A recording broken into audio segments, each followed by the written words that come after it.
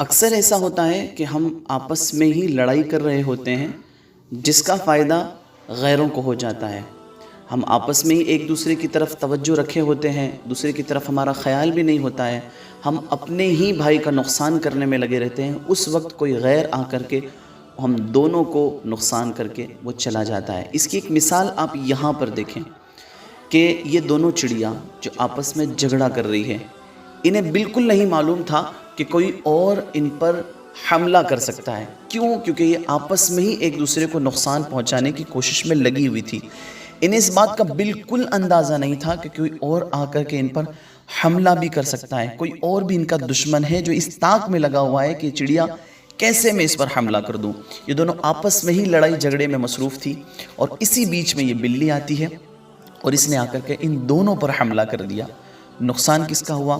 ان دونوں کا ہو گیا جو آپس میں جھگڑا کر رہے تھے، ایک دوسرے میں جھگڑے میں پڑے ہوئے تھے، لیکن اس کا فائدہ غیر نے اٹھا لیا۔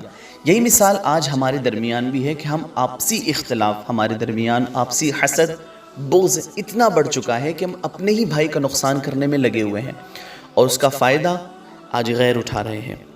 ہم آپس میں لڑائی جھگڑے میں اتنی ہماری لڑائی بڑی ہو چکی ہے کہ اس کا فائدہ پورے طور پر غیر اٹھا رہے ہیں۔ اچھا، یہاں پر ایک بات کی میں وضاحت یہ بھی کر دوں کہ آپسی لڑائی جھگڑے سے مراد جو ہے وہ وہابی، دیوبندی اور سنیوں کے اختلاف کی بات نہیں ہے، بلکہ یہاں پر ہمارے سنی صحیح العقیدہ جو بھائی ہیں، مومن بھائی ہیں، ان کی آپس میں اختلاف کی بات ہو رہی ہے۔ کسی کے ذہن میں یہ بات نہ آ جائے کہ وہاں بھی، کیونکہ اکثر جہاں بھی لڑائی جھگڑے کی بات ہوتی ہے سوشل میڈیا پر، وہاں یہی بات عام کی جاتی ہے کہ ہاں وہاں بھی دیوبندی آپ لوگ کرتے رہیں، اس کا فائدہ غیر اٹھا رہے۔ جی نہیں، یہ تو میں بہت پہلے سے کہتا ہوا آیا ہوں، ہمیشہ کہتا ہوں، سنی اور غیر سنی کا اتحاد نہ اس سے پہلے کبھی ہو سکا تھا، نہ آئندہ کبھی ہو سکے گا، نہ ہمیں اس چیز کی ضرورت ہے۔